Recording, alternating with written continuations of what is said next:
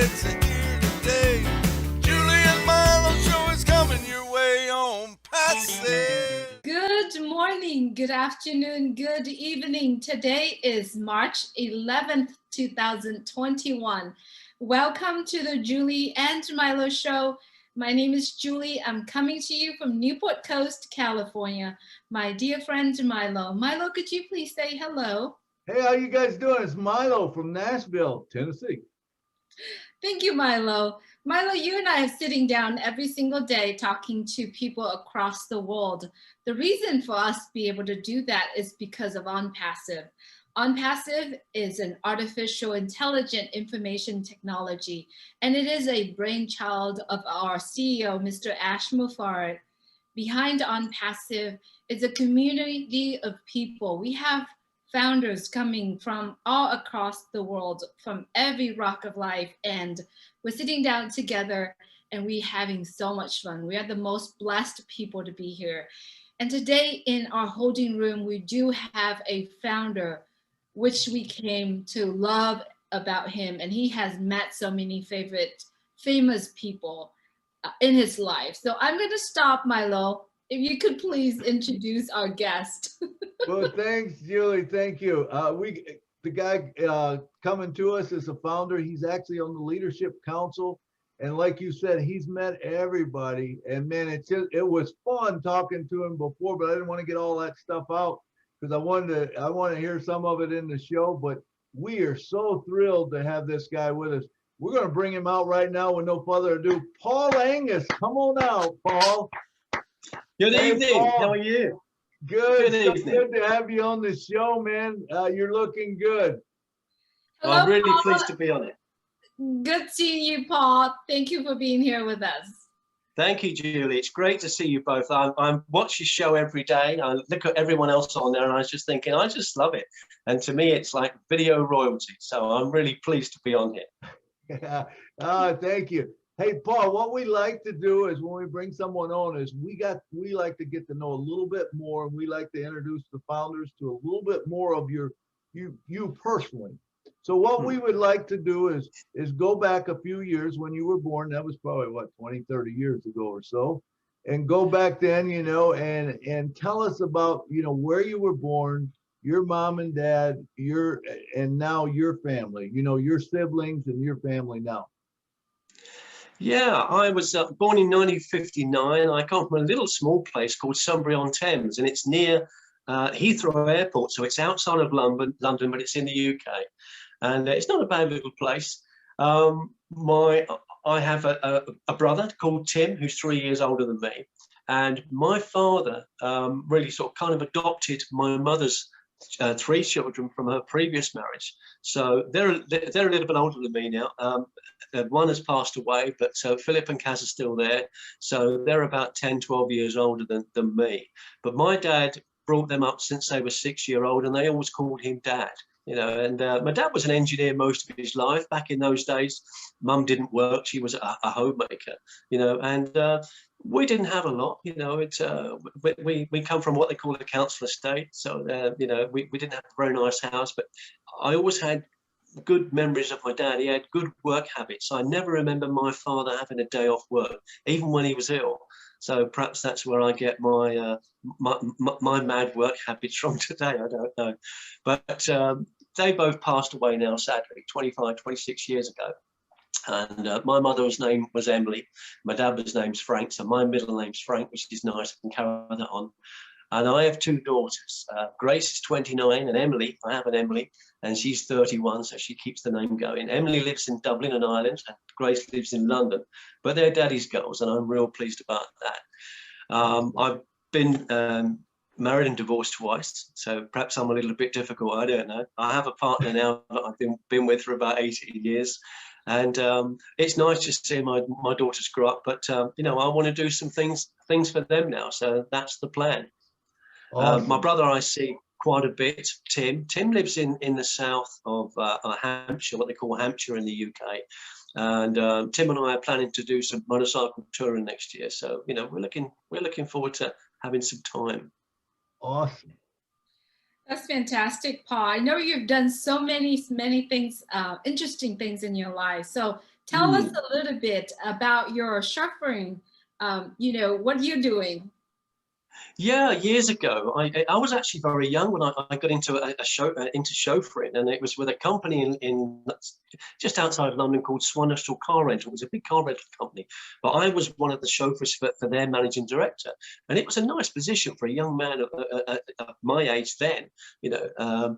I got to meet a lot of people through that company, and a lot of famous people, so which was quite nice. And I ended up doing a tour around the UK with somebody that most people would recognise, Sir David Attenborough, you know, who looks after our planet and the animals and things. And at the time when I first met him, that was quite funny.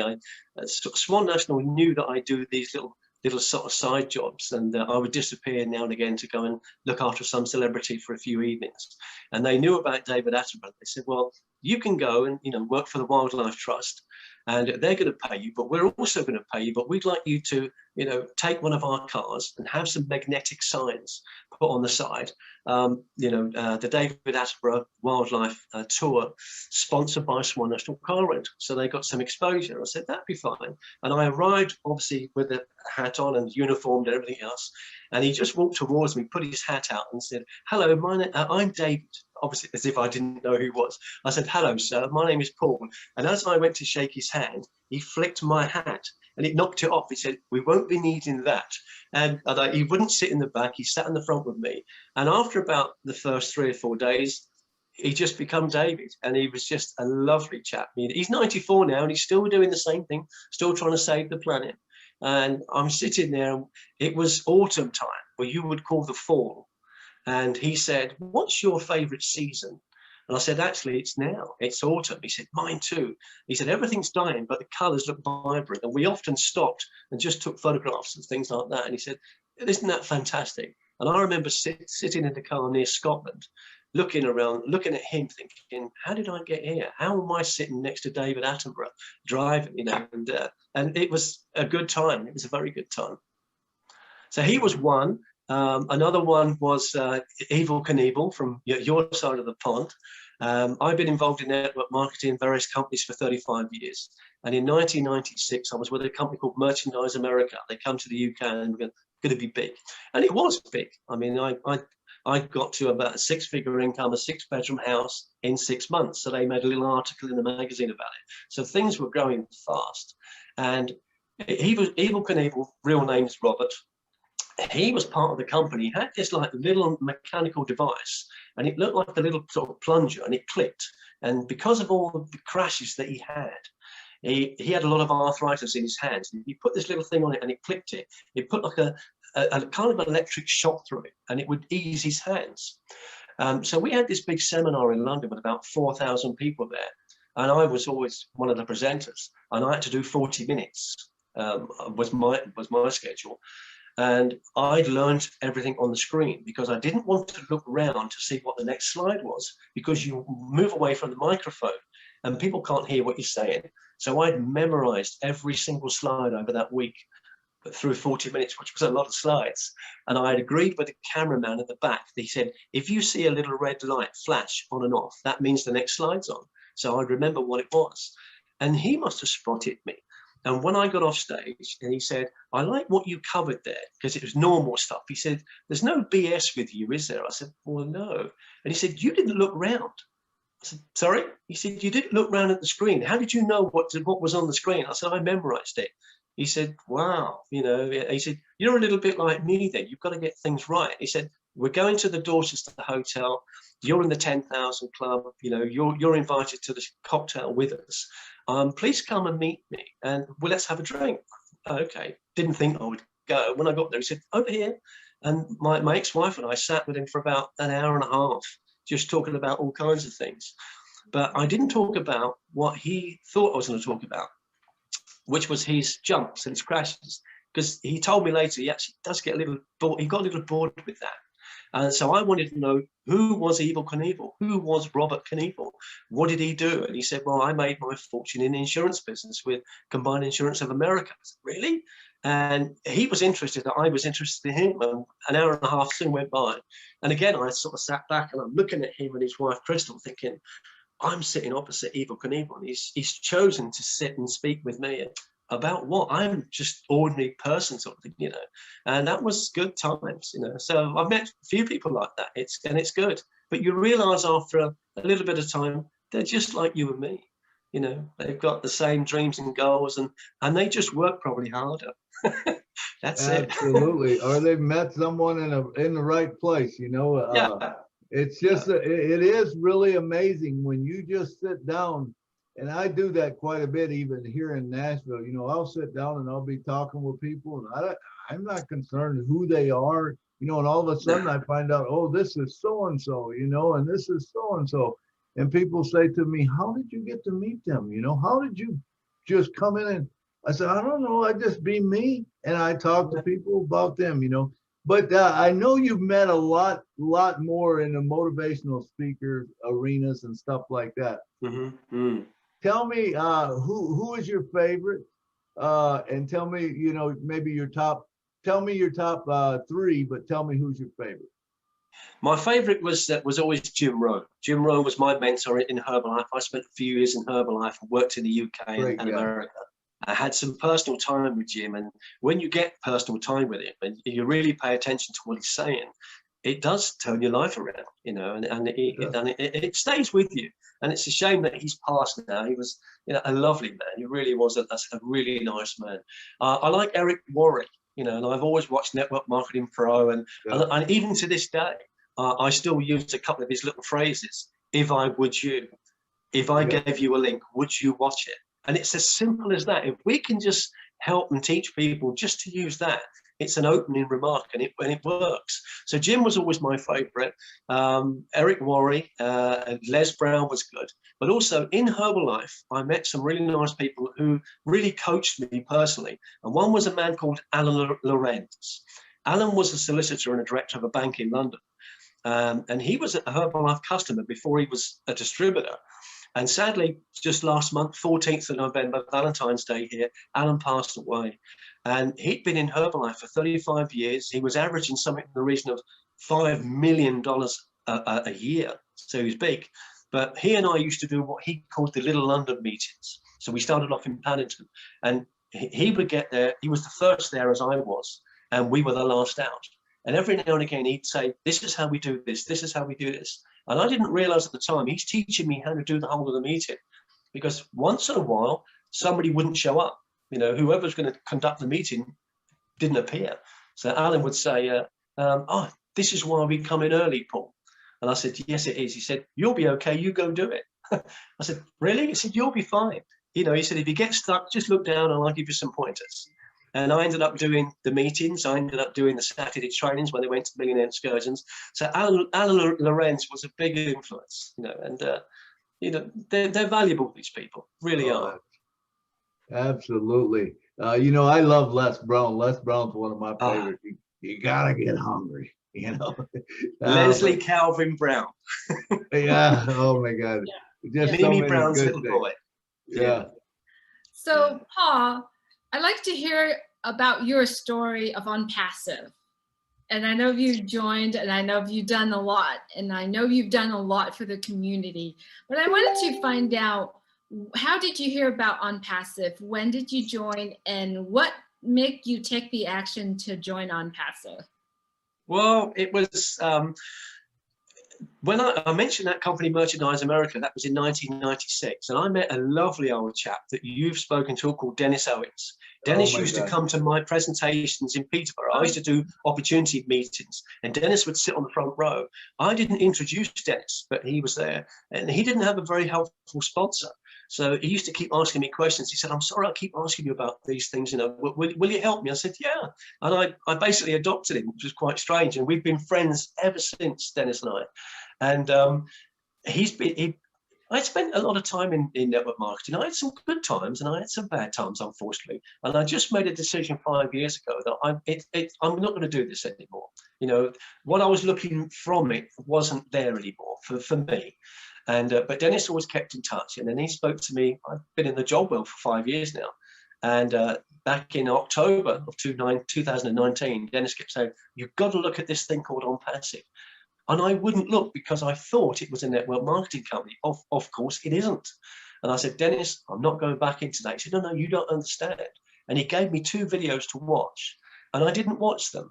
And because Dennis is such a good friend, he embarrassed me to watch them, because where we were living on, we're on a country estate now, but where we were living previously on a different country estate owned by the Rothschilds, it was a nice place, probably worth $1 million where we were living. And Dennis came round for the weekend, and I made him dinner at lunch on a Sunday. And he said, look, this doesn't make sense to me. You live in this most amazing place. You're surrounded by woods, and you're not going to join Onpassive. I said, well, I don't want to do that. He said, but you've got to understand, this doesn't compute. This is not making sense. I said, why not? He said, because you've got a job. And I thought, oh, you're not meant to be that firm with me. And he said, Paul Angus doesn't do jobs. Paul Angus networks and builds teams and motivates people and helps people. He said, you're not the Paul Angus you used to be. And he said, where have you gone? I want you back. You've got to look at this. He said, it's been 3 months now. Please look at the videos. I said, okay, Dennis, you are a dear friend. I look at the videos. And because when I watched the videos that night, I couldn't sleep. I thought, why have I left it 3 months? And funny enough, today, I was out working today, driving, and I went past where Dennis lives. And I went down and thought, Dennis lives around here. And I went there and I saw Dennis again today, and we had a cup of tea, and he's hurt his leg a little bit, but we were sharing good stories. I said we could possibly come on the show tonight. He said, oh, great, but that's been a friendship now for 26 years. And he's 89 this year.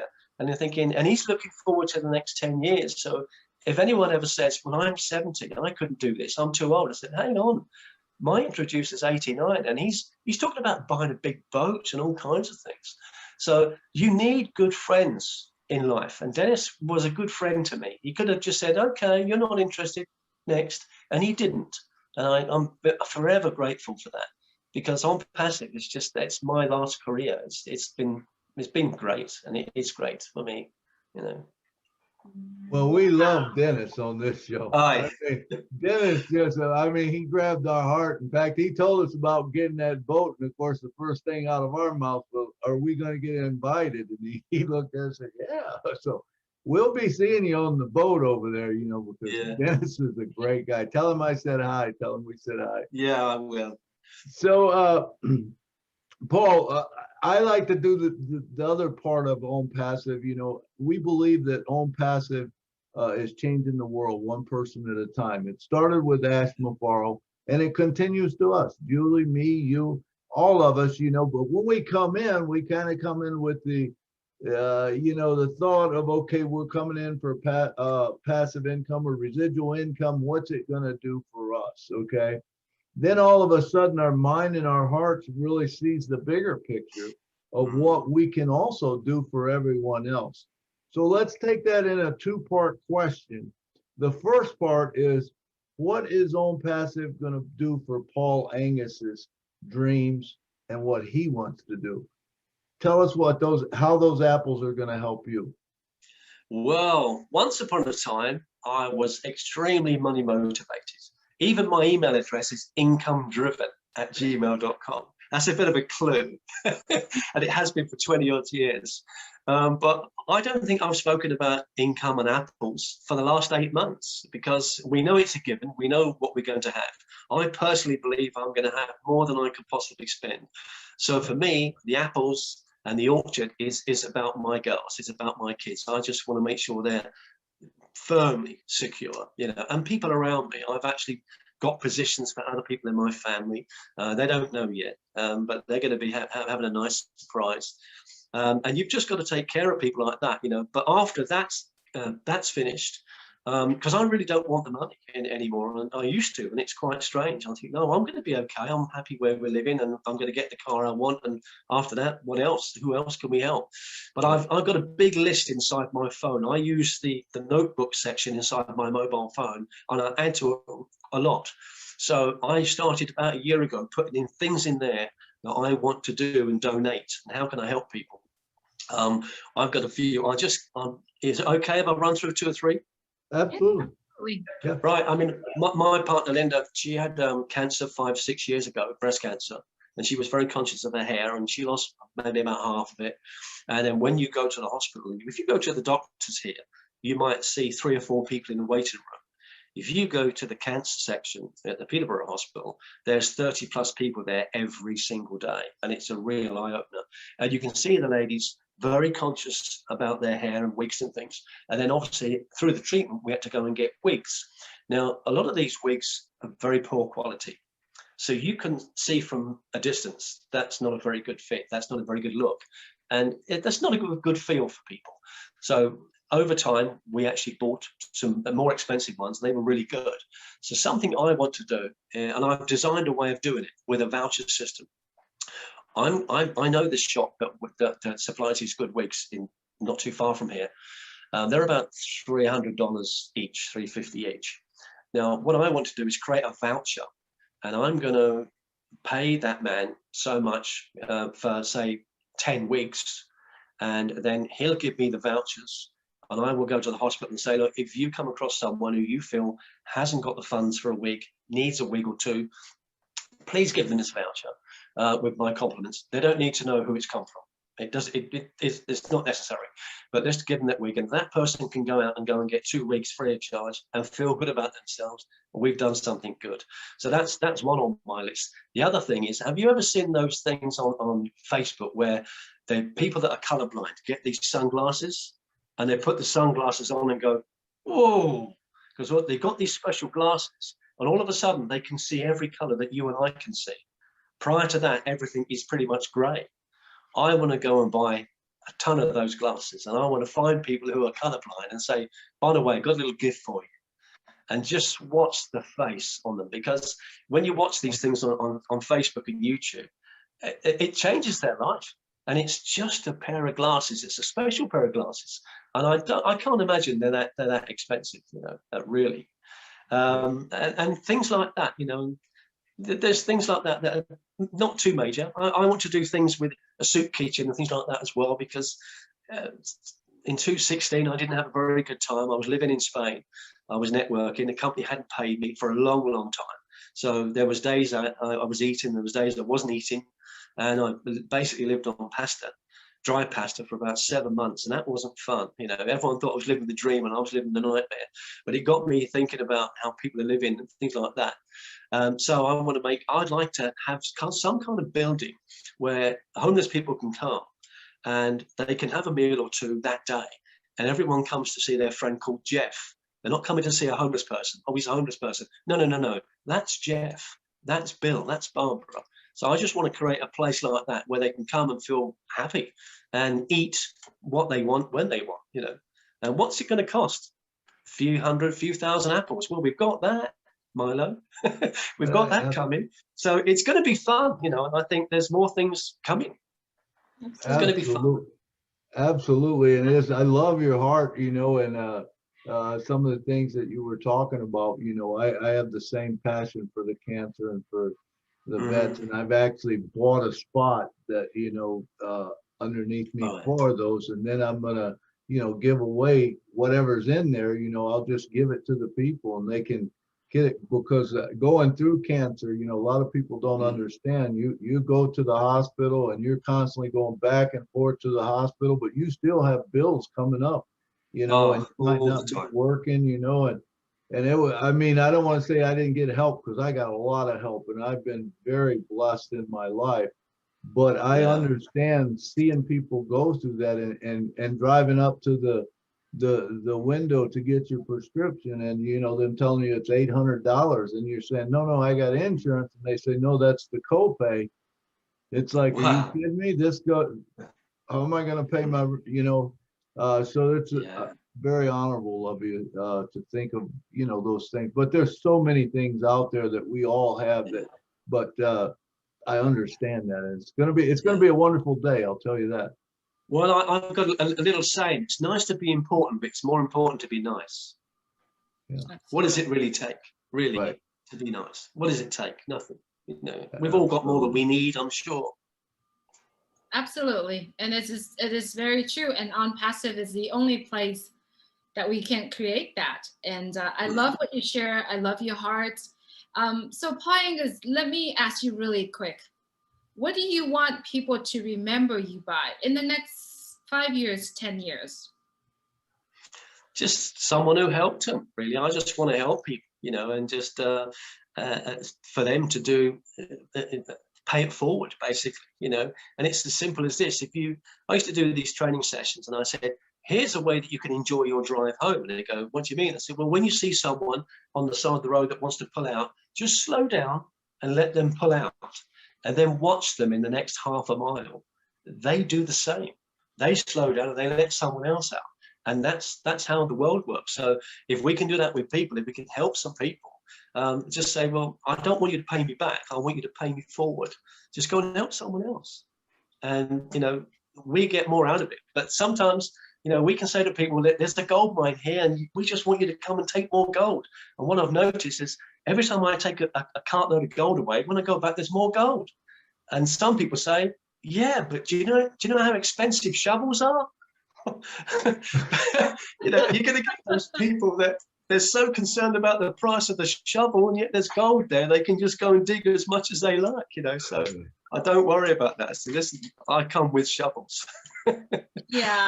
Yeah, and that's what I've always say. You know, Onpassive is like a gift that Ash Mufareh is giving to the humanity, and it is a gift that keep on giving, because if you give them just enough money to feed them on one meal, what if you can give them that, keep giving them meal every single time the rest of their life, you know? Yeah. So Onpassive is the only place that that actually can do that for humanity.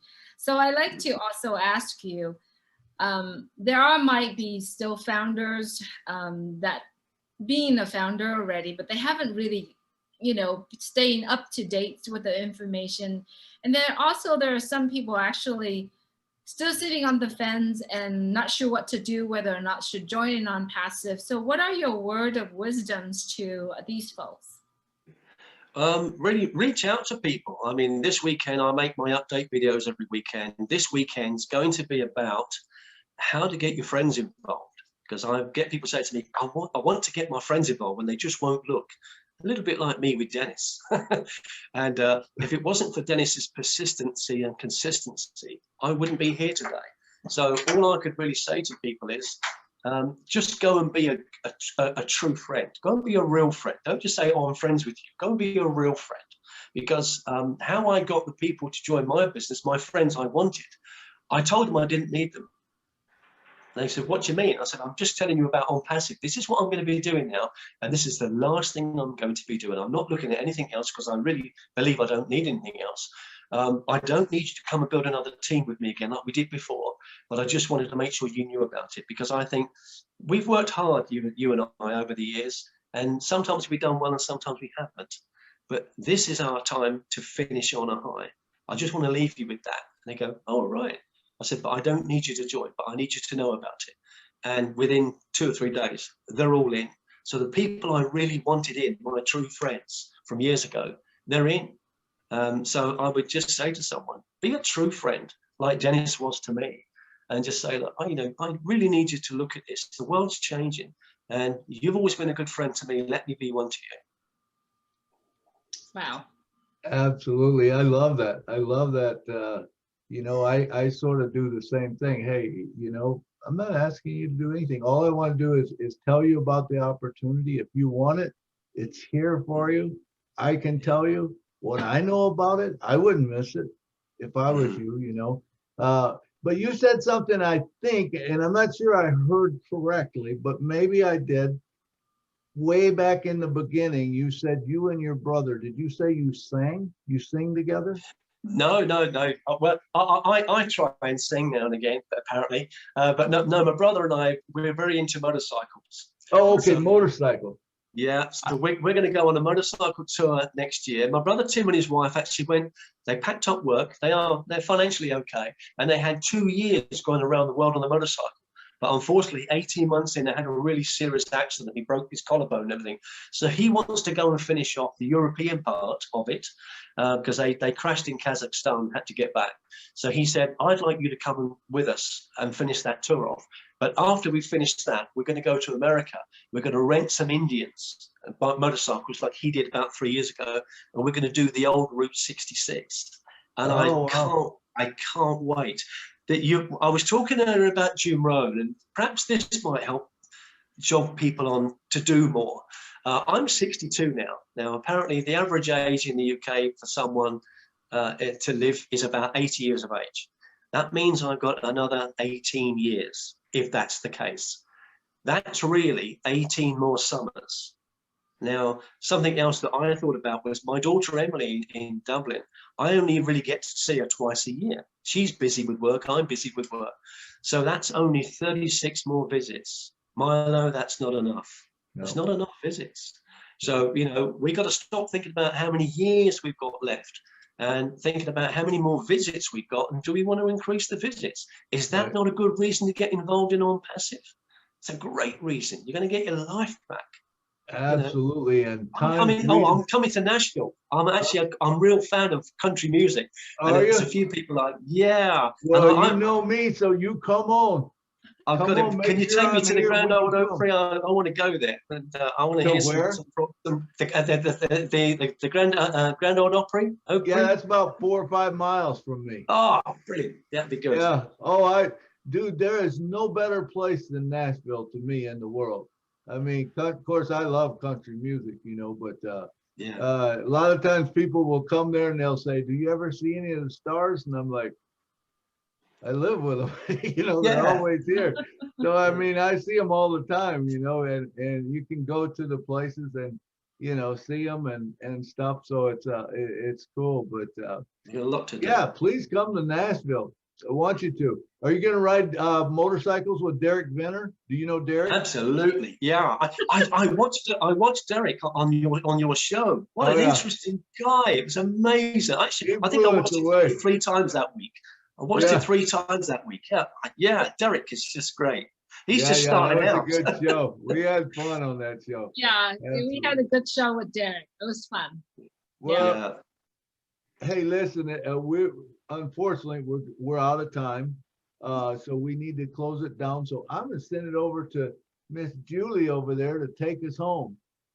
Good. Oh boy, thank you, Milo. Thank you, Paul. Thanks so much for staying here with us, and that was a great chat. Really appreciate you. There you have it, everyone. Is Paul Angus. He is one of our leadership council, and we really appreciate that he's here with us. There are more stories at julieandmilo.com. You have to check them out. And if I heard it correctly, Paul Angus had said, the Julie and Milo show is even better than the opera show. Am I right? Absolutely right. It's the place of legends. We love it. Yes. It's royalty. It's Onpassive's video royalty. That's what you are. Onpassive's video royalty. I'm chuffed to be here. We're happy to have you. Thank you so much. Thank you so much, Paul. Absolutely. You can hear a lot of stories at julieandmilo.com. We do have a playlist, and we're hitting 100 founders very soon, and you've got to be one of them. So if you haven't done your story at the Julie and Milo show, please reach out to one of us. Also at julieandmilo.com, you could find a playlist that we break down Onpassive, of how Onpassive can help with businesses, real estate agent, insurance agent, teachers, or church and charities. Anything that you can find, you can think of, it's there for you. We also have a playlist that we talk about Friday Night Fun. Friday Night Fun is the time where the founders are getting together, sharing heart-to-heart conversations. We're having fun together. It's really a place where you want to learn about the culture of Onpassive. We also have a playlist that Curtis Davis is doing a poem for us, a inspirational poem for us. Many of our founders wake up in the morning and get inspired with those poems. So check on our link, julieandmilo.com. And once again, Thank you so much for watching the Julie and Milo show. Please remember, stay well, stay safe, and stay alive. Good night from Newport Coast, California. Good night from Rutland in the United Kingdom. Good night from Nashville, Tennessee. Listen to the stories and how they tell when they joined and how they're doing so well, telling us what it's all about today and how they are loving that Onpassive way. Onpassive, here today. Onpassive, there's no better way. Listen to the Julie and the Milo show, so then you can be the very first to know. Onpassive, it's here today. Julie and Milo show is coming your way. Onpassive.